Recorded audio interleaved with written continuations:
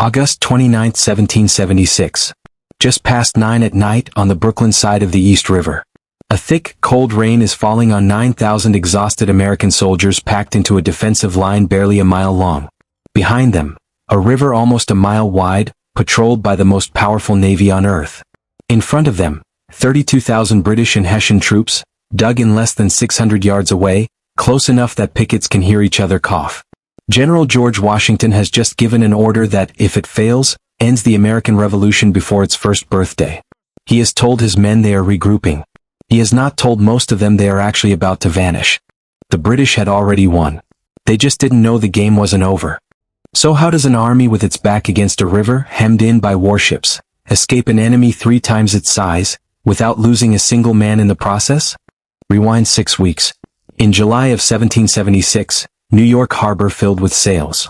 Not a few ships, not a squadron, an armada. Over 400 vessels, more than 30,000 British regulars and hired Hessian soldiers, the largest expeditionary force the British Empire had ever launched, anchored off Staten Island under the command of General Sir William Howe. It was, at the time, the largest amphibious deployment in history, and it would not be matched again until the 20th century. Washington had guessed correctly that New York was next. He had marched his Continental Army down from Boston that spring, flush with a victory nobody thought they'd earn. The British evacuation of Boston in March had been the first real triumph of the war. But Boston was a fortress city on a narrow peninsula. New York was different. New York was a maze of islands, rivers, and open beaches, and Washington's army, roughly 19,000 men, was undertrained, under-equipped, and about to be tested against the finest professional military machine in the world. He knew it. He said as much in letters to Congress. He was ordered to defend the city anyway. To understand what happened next, you have to understand the man giving the orders, and the men executing them. George Washington, 44 years old in the summer of 1776, had never actually won a major battle. His military reputation had been built 2 decades earlier in the humiliation of the French and Indian War, most notably the disaster at Fort Necessity, where a young, ambitious Virginia colonel surrendered to the French on his own birthday. That wound never fully closed. Washington spent the rest of his career terrified of being outmaneuvered, terrified of losing his army in one stroke, because he understood something most of his generals didn't. The Continental Army wasn't just a military force. It was the revolution's only physical asset. Lose the army, lose the war. No army, no country to defend. Opposing him was William Howe, a career soldier from an aristocratic family with genuine sympathy for the American cause. His own brother had died fighting for the colonies in the previous war, and a monument to him stood in Westminster Abbey, paid for in part by the Massachusetts Colonial Assembly. Howe did not hate Americans. He hoped, privately, that overwhelming force might convince the rebellion to negotiate rather than fight to the death. That hope, humane in intention, would cost him dearly in the campaign to come. A general who wants to win a war can be reckless. A general who's still hoping to avoid one tends to hesitate at exactly the wrong moment. On August 22nd, Howe began landing his army on the western shore of Long Island, near Gravesend Bay. Washington, still uncertain whether this was the main British thrust or a feint, split his already thin force between Manhattan and Brooklyn. He placed roughly 6,000 men under General Israel Putnam, a Bunker Hill veteran, brave and popular, but tactically out of his depth, along a defensive ridge called the Heights of Guan, the only natural barrier between the British landing zone and the American fortifications on Brooklyn Heights. The ridge had 4 passes through it. Washington's subordinates guarded 3 of them reasonably well.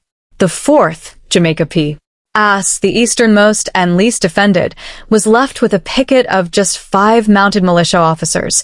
That decision was the trap. On the night of August 26th, while American commanders assumed the main British assault would come frontally, General Howe did something Washington hadn't planned for. He split his force 3 ways. General James Grant would make a loud, deliberately unconvincing push against the American right, near the coast, to hold Lord Stirling's attention. The Hessian division under General Leopold von Heister would press the center, against General John Sullivan's lines, hard enough to look serious. And the main British column, 10,000 men, under Howe himself and General Henry Clinton, with Lord Cornwallis commanding the vanguard, would march east under cover of darkness, swing wide around the American flank, and come through Jamaica Pass completely unopposed. Local loyalist guides familiar with the back roads led the column through the night. Around 3 a.m. on the 27th, The advance guard reached the pass and captured the 5 American officers on picket duty before a single shot alerted the rest of the army. By dawn, 10,000 British troops were standing behind the entire American defensive line, and nobody defending that line knew it yet. Picture the scene from Sullivan's position around 9 a.m. The Hessians pressing from the front, disciplined and terrifying, bayonets fixed. Hessian troops had earned a reputation for showing little quarter, and American soldiers had been told as much, whether or not it was fully deserved. Sullivan's men were holding even confident when they heard the signal guns behind them. Cannon fire from the rear. The realization spread through the ranks in seconds. They were surrounded. What followed was not a battle so much as a collapse. Sullivan's division broke and ran into the woods, chased by Hessian bayonets on one side and British light infantry closing from the other. Sullivan himself was captured, hiding in a cornfield within the hour. On the American right, Lord Stirling, William Alexander, a Scottish-American aristocrat by self-declared title, brave to the point of recklessness, fought a genuinely skilled delaying action against Grant's diversionary force, unaware for hours that the rest of the army had already been outflanked. When the truth reached him, Stirling did something remarkable. He ordered most of his men to retreat across a tidal creek called Gowanus Creek, then personally led a rearguard stand with roughly 250 to 400 men, mostly from the 1st Maryland Regiment, against Cornwallis's much larger force near a stone farmhouse called the Vecht Cortelyou House, remembered today as the Old Stone House. They attacked 6 times. 6 separate assaults against a fortified British position, buying time, minute by minute, for their comrades to escape across the marsh behind them. Washington himself reportedly watched from a nearby hill and said, "Good God, what brave fellows I must this day lose." Of roughly 250 to 400 Marylanders in that stand, only a handful made it back to American lines uninjured. Modern historians still argue over the exact count, but the sacrifice bought the retreat its window, and posterity remembers them simply as the Maryland 400. By early afternoon on August 27th, the battle was over. It had lasted in real fighting terms only a few hours. Here's a detail worth pausing on because it explains everything that happens over the next 3 days, so if you want to understand how this story ends, keep this in mind, and if this kind of granular, on-the-ground military history is your thing, this is exactly the kind of channel worth subscribing to, because we go this deep every time. The detail: General Howe had 10,000 fresh troops standing at the gates of Brooklyn Heights by mid-afternoon, with the disorganized remains of Washington's army pinned against a river directly behind them. His officers, including Henry Clinton, urged him to press the attack immediately and finish the Continental Army in a single afternoon. Howe refused. He remembered Bunker Hill, a victory that had cost his army over 1,000 casualties storming fixed positions, and he elected instead to lay formal siege, to dig in and force a surrender at minimal cost to his own men. He had all the time in the world, or so he thought. He gave Washington 3 days. Washington used every hour of them. Publicly, he reinforced Brooklyn Heights, sending more troops across from Manhattan on the 28th, as if preparing to hold the line. Privately, he had already begun requisitioning every flat-bottomed boat, sloop and rowboat he could find along the Manhattan and Brooklyn waterfronts. He needed something the Continental Army didn't obviously have: men who could move 9,000 soldiers, their horses, their artillery, and their supplies across nearly a mile of open water at night, silently, without the Royal Navy noticing. He had exactly the men for it, and it wasn't luck. Colonel John Glover commanded the 14th Continental Regiment, recruited almost entirely from the fishing town of Marblehead, Massachusetts. These were not farmers who'd picked up muskets. They were professional mariners, sailors, fishermen, dockworkers who had handled small craft in rough Atlantic water their entire lives. Where an infantry regiment saw a river crossing as a logistical nightmare, Glover's Marbleheaders saw it as Tuesday. On the night of August 29th, starting around 9 p.m., the evacuation began. Regiments were pulled off the line in careful sequence, told they were being relieved and rotated to fresh positions. A controlled lie, designed to prevent panic and prevent desertion in the ranks closest to the enemy. Glover's men rowed boat after boat after boat across the East River in complete darkness, muffling oarlocks with cloth, forbidding talk above a whisper. Washington personally supervised the operation from the Brooklyn ferry landing for most of the night, reportedly not sitting down once in over 24 hours. Then the weather turned against them. Around 11 p.m., the wind shifted, and a strong nor'easter made the river too rough for the larger sailing vessels. For nearly 2 hours, only the rowboats could run, and at the rate they were moving, dawn would arrive with half the army still standing on the Brooklyn shore, in plain sight of the British lines and the Royal Navy's warships in the harbor. Then close to 4 a.m. the wind died completely. And then came the piece of luck that changed everything. A heavy fog rolled in off the water just before dawn on August 30th, thick enough, by multiple first-hand accounts, that men a few yards apart on the Brooklyn shore could barely see each other. It blanketed the Brooklyn side while, remarkably, the Manhattan side reportedly remained comparatively clear, letting the boats navigate. The fog held for hours past sunrise, long enough to cover the final and most dangerous phase of the evacuation, when the last rearguard troops, the ones who had to abandon their picket fires still burning to fool British sentries into thinking the lines were still manned, pulled back to the landing and crossed. Washington crossed on one of the last boats. By some accounts, the very last. 9,000 men. All their artillery.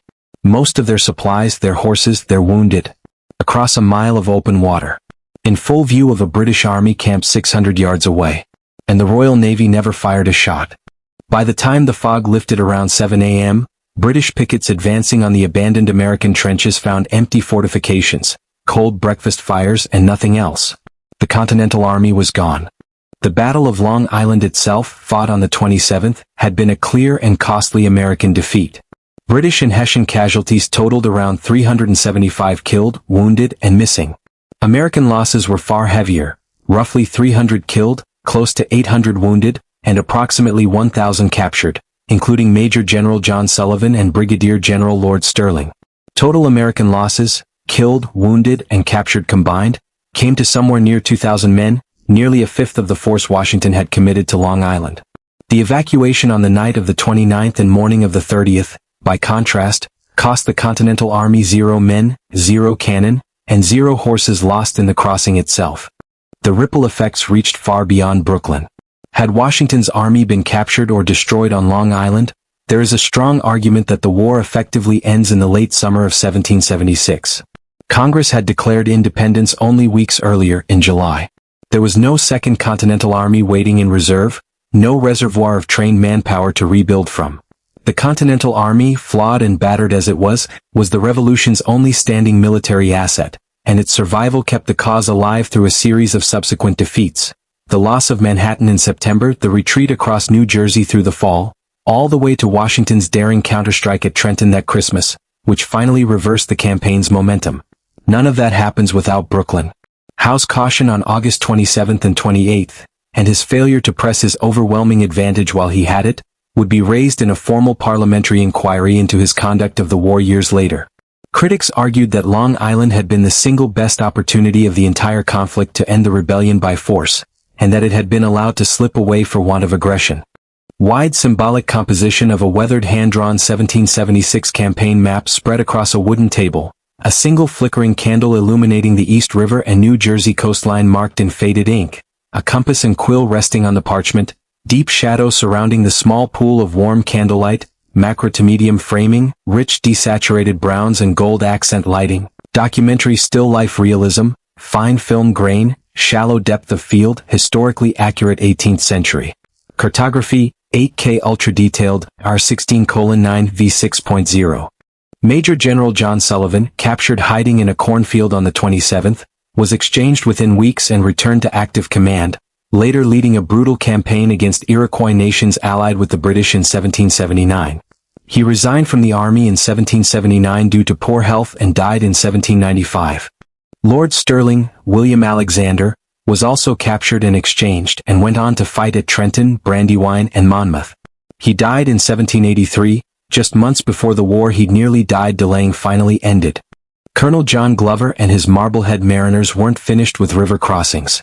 That same regiment would row Washington's army across the Delaware River 4 months later, on Christmas night, 1776, for the surprise attack on Trenton, a second crossing that arguably mattered even more than the first.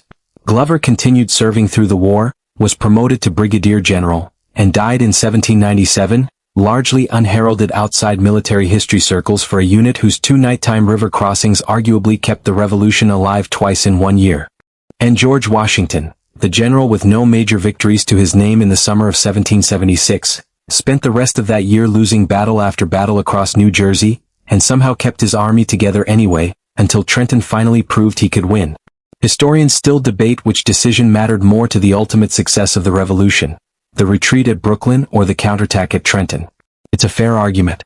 But there's no Trenton, no eventual victory at Yorktown, no United States without an army to march there, and that army only existed because of a foggy night on the East River.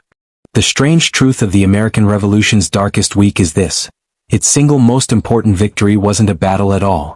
It was a retreat, planned in secrecy, executed by fishermen, and finished by a stroke of weather nobody could have ordered. And the British commander who let it happen did so, in part, because he was too decent a man to want to slaughter an army he still hoped might simply give up. If you walk the Brooklyn waterfront today, past Dumbo, past the Manhattan Bridge overpass, there's little to mark that this stretch of shoreline once held the fate of a country in the space of a single night's fog. If you've made it this far, you already know this channel goes deep into the details that actually decided these battles. So hit subscribe if you want more of this, drop a like if the Maryland 400 stand hit as hard for you as it did writing this script, and tell me in the comments, if you were John Glover rowing troops across that river with the wind howling and the fog nowhere in sight yet, would you have kept going, or would you have waited for the weather to turn?